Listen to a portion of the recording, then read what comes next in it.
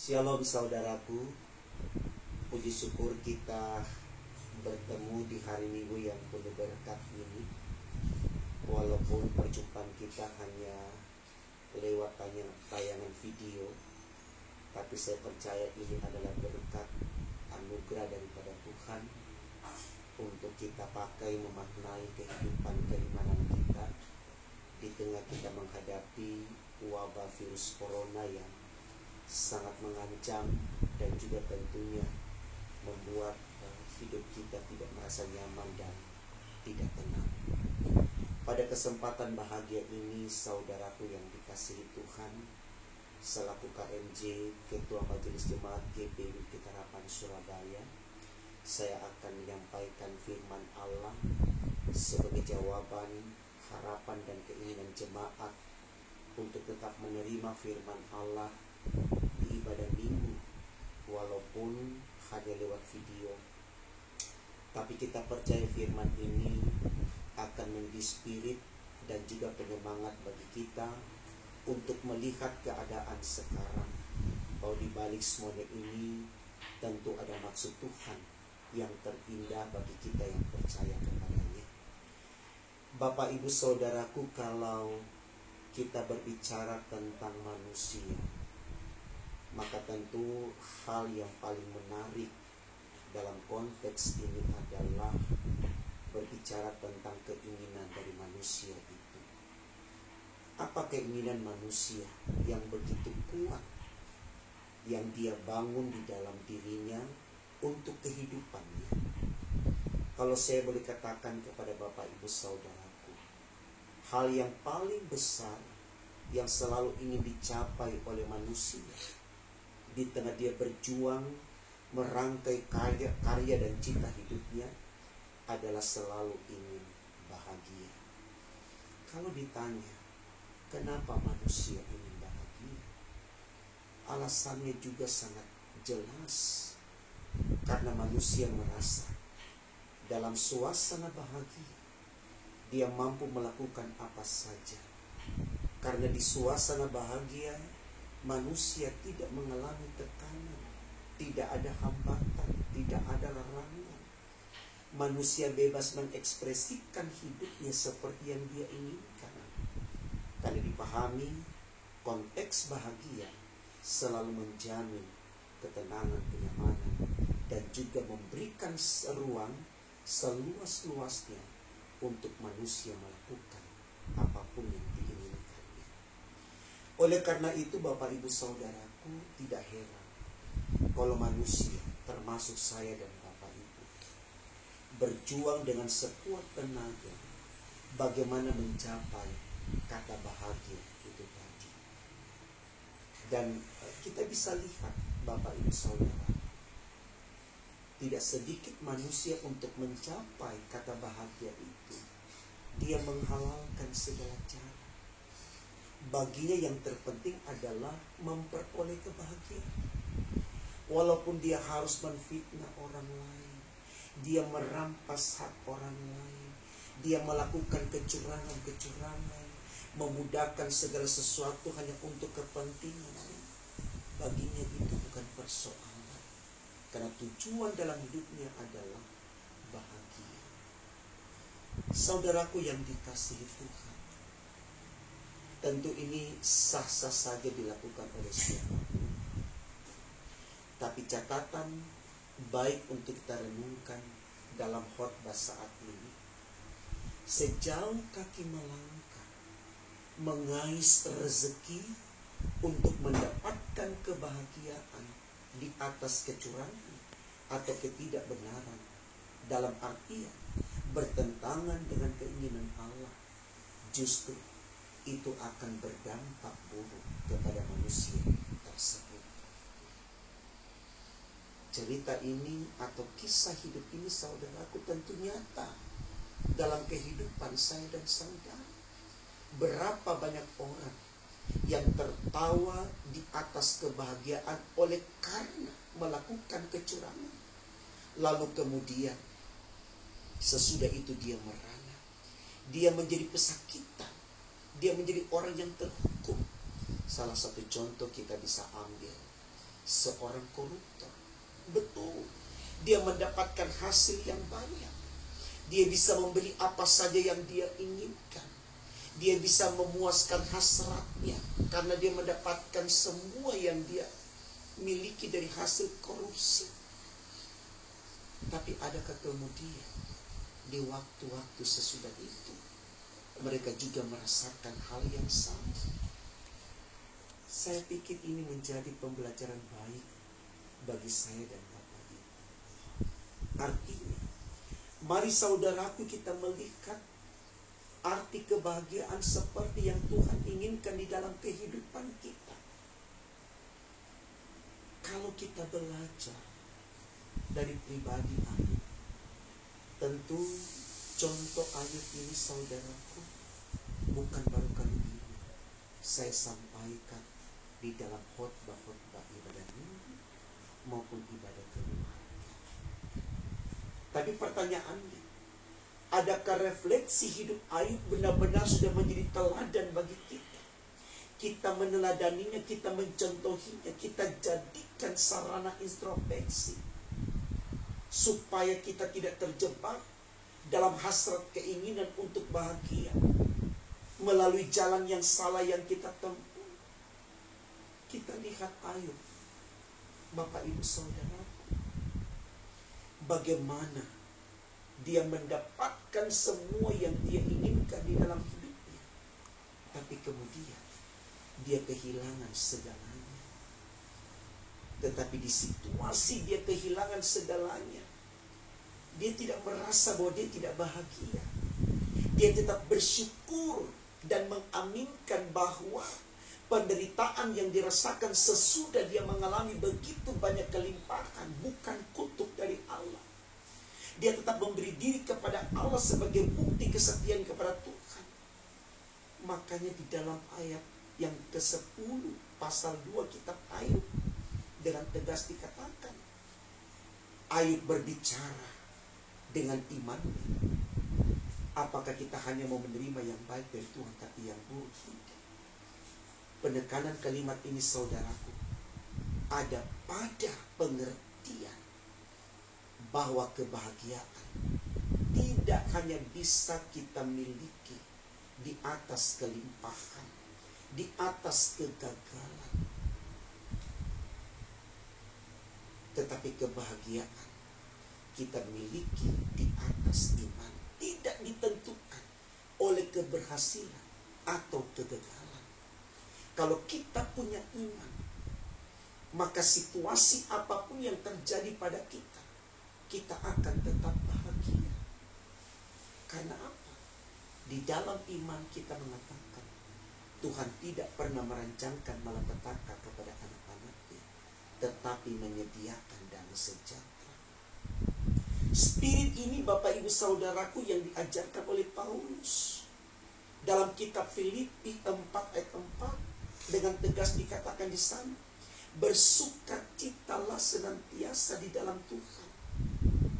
Kata senantiasa ini tidak ditentukan oleh ruang dan waktu, tidak ditentukan oleh keadaan, benda, atau apapun yang menjadi ukuran kita.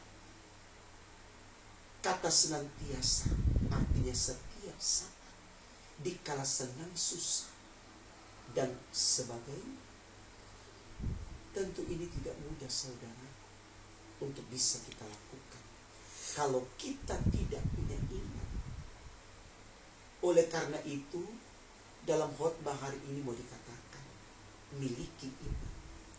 Karena iman itulah yang memampukan kita untuk memahami setiap keadaan yang ada, kalau itu adalah berkat, sehingga kita tidak takut menyikapinya, kita tidak resah dan gelisah, kita tidak menangis, kita tidak berduka dalam waktu yang panjang. Malah dengan iman itu ada semangat yang kita bangun untuk kita menghadapi realitas yang ada, karena kita tahu Tuhan kita tidak pernah menguji iman kita melebihi dari kekuatan kita. 1 Korintus 10 ayat 13. Pencobaan-pencobaan yang kamu alami ialah pencobaan biasa yang tidak melebihi kekuatanmu. Bila mana engkau dicobai, Tuhan akan berikan kepadamu jalan keluar. Ini yang mau dikatakan saudaraku. ketika Tuhan izinkan virus corona mewabah di muka bumi, termasuk di Indonesia, tanah air tercinta kita ini, bagaimana kita melihat peristiwa ini dengan iman bahwa Tuhan memberikan ini bukan sebagai kutukan, tapi kita jadikan sarana introspeksi untuk memahami diri. Sejauh mana kita sudah membangun relasi dengan Allah, supaya ada introspeksi diri, menyadari, Tuhan, aku sudah jauh dari Engkau. Maka peristiwa corona jadi berkat untuk kita. Karena apa? Kita mampu kembali membangun iman untuk taat kepada Tuhan. Saudaraku, mari kita lihat bacaan Alkitab kita pada hari yang kudus ini. Di kitab Ratapan pasal 1 ayat 1 sampai 17. Situasi yang diceritakan dalam bacaan kita tentang keadaan Yerusalem yang mengalami keadaan yang sangat menyedihkan. Semua dikarenakan mereka telah berdosa kepada Allah. Padahal sebelum mereka mengalami derita ini, Tuhan sudah katakan kalau mereka adalah bangsa pilihan Allah, bangsa yang dikhususkan, bangsa yang dimerdekakan dari perbudakan, bangsa yang dijanjikan untuk masuk ke negeri yang susu dan madunya berlimpah, bangsa yang akan selalu disertai. Tapi mari kita lihat bagaimana Israel menyikapi kebaikan Allah dengan melakukan begitu banyak pemberontakan sehingga mereka mengalami derita ini. Kalau kita baca judul bacaan kita di kitab Ratapan pasal 1, dikatakan di situ keruntuhan dan kesunyian Yerusalem. Di ayat 5 jelas dikatakan, saudaraku, demikian, lawan-lawan menguasainya, seteru-seterunya berbahagia. Sungguh Tuhan membuatnya merana karena banyak pelanggarannya. Karena banyak pelanggarannya. Kenapa kita sekarang merana? Di era di mana kita menikmati kehidupan yang serba maju dan modern, justru kita terjebak dalam derita penuh ketakutan. Bahkan banyak orang bersembunyi karena takut mati. Itu karena kita tidak punya iman. Firman Tuhan bilang begini, Bapak Ibu Saudara. Kalau ada orang sayang nyawanya, dia akan kehilangan nyawanya. Ini firman Tuhan yang katakan. Mari kita tunjukkan kualitas iman kita. Walaupun pemerintah meminta kita beribadah di rumah-rumah, tapi bukan berarti kita menyatakan sikap takut seakan-akan corona akan mengambil nyawa kita. Soal kehilangan nyawa itu adalah kewenangan Tuhan. Tidak harus corona. Sehat pun kalau Tuhan mau ambil, tidak ada yang bisa membantahnya, saudara. Mari kita melangkah dengan iman kita, supaya kita tidak terjebak pada pengertian-pengertian kita. Kita bersyukur Tuhan masih memfasilitasi ruang bagi kita untuk bisa menyembah Dia, walaupun bukan di gedung gereja. Tapi tentu ini adalah baik bagi kita. Saudara-saudaraku yang kekasih di dalam Tuhan, kalau kita melihat manusia di muka bumi saat ini, dari setiap detik ke detik yang lain, di media sosial, entah FB, WA, yang diposting apa, berita-berita yang menakutkan. Apa artinya, Bapak Ibu Saudara? Artinya kita menyebab diri kita sendiri berada dalam keadaan yang tidak berdaya. Mengapa kita tidak berani mengatakan, di dalam Tuhan aku bisa mengatasi, karena Tuhanku besar dan berkuasa. Saya pernah berkhotbah, kalau Bapak Ibu masih ingat, saya kasih ya semacam resep lah kalau dokter kepada pasiennya. Saya katakan begini, Bapak Ibu berani tidak berkata kepada masalah yang kita hadapi, hei masalah, aku tidak takut terhadap engkau, karena Allahku lebih besar daripada engkau. Artinya ini menjadi semangat bagi kita untuk bisa menghadapi tantangan. Karena saudaraku, bicara dunia ini kan konteksnya fana, tidak akan pernah lepas dari masalah. Sesudah corona kita tidak tahu ada apa lagi. Tapi apakah setiap ada kejadian kemudian kita menyatakan sekarang kita orang yang tidak beriman, ya, takut mati? Sementara mati dalam iman kan upahnya surga. Apa yang salah kalau kita mati dengan iman? Tidak ada yang salah, Bapak Ibu Saudara.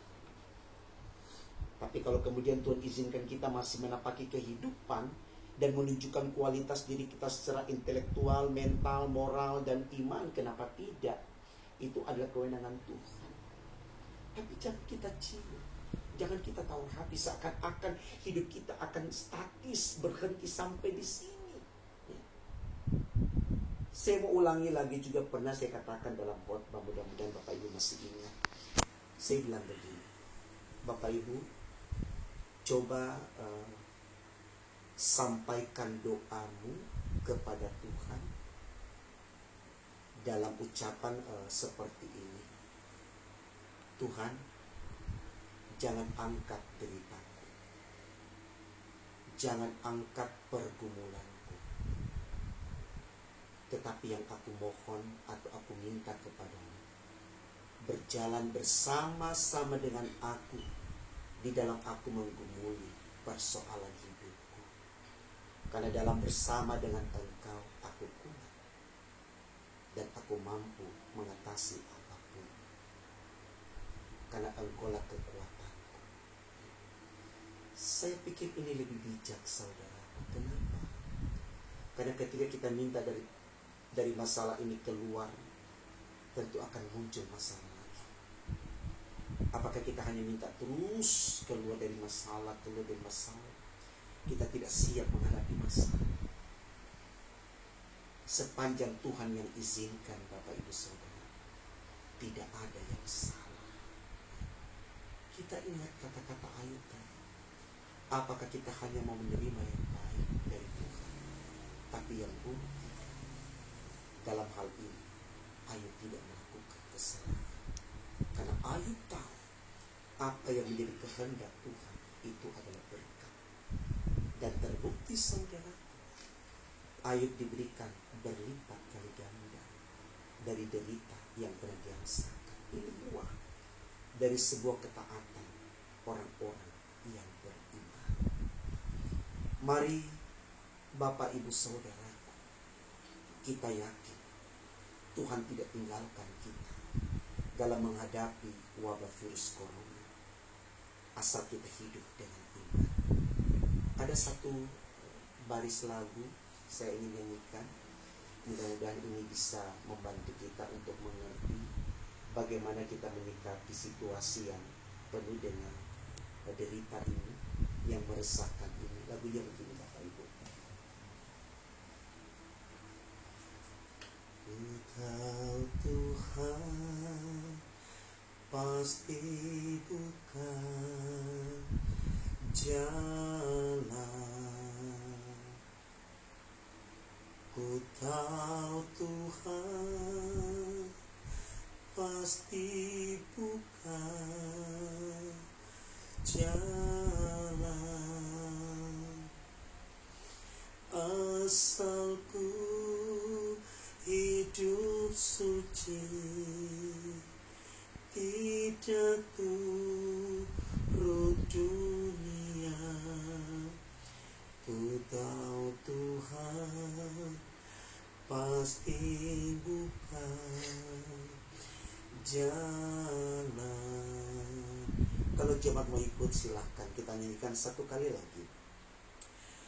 Ku tahu Tuhan pasti buka jalan. Ku tahu Tuhan pasti buka jalan. Asal ku hidup suci, tidak turut dunia. Ku tahu Tuhan pasti buka jalan. Jadi saudaraku, kalau kita mau mengalami kelepasan, kalau kita mau mengalami kemenangan, kalau kita mau memperoleh pembebasan dari derita dan tekanan, ikut jalan Tuhan. Di dalam Dia tidak ada yang sia-sia. Walaupun derita yang kita alami, tapi upahnya adalah surga. Dan itulah kebahagiaan yang sesungguhnya, bukan di dunia. Seperti firman berkata, carilah dahulu kerajaan Allah dan kebenarannya, maka semuanya akan ditambahkan kepadamu. Kedepankan kepentingan Allah, bukan hasrat diri yang dikuasai dengan ketakutan, keangkuhan, kesombongan, iri hati, dengki, marah, dendam, cemburu, persaingan yang jahat. Bukan. Tapi lakukanlah dalam ketaatan, lewat ibadah, di dalam doa, pujian, dan merenungkan firman Allah. Maka saya percaya corona tidak akan menjadi sesuatu yang mendukakan kita, karena di sana Tuhan akan membalut luka batin hati kita. Karena Tuhan berfirman, jika engkau di pihak, siapa lawan? Tidak ada. Bersama Tuhan kamu akan menang. Bersama Tuhan kamu akan bahagia. Bersama Tuhan surga akan menjadi milik. Selamat berjuang menata hari. Tuhan yang Immanuel menyertai saudara. Dan semoga dalam perkenanannya, karena kesediaan kita melakukan firman-Nya, kita dipertemukan lagi dalam ibadah di rumah-Nya yang kudus. Tuhan memberkati firman. Amin.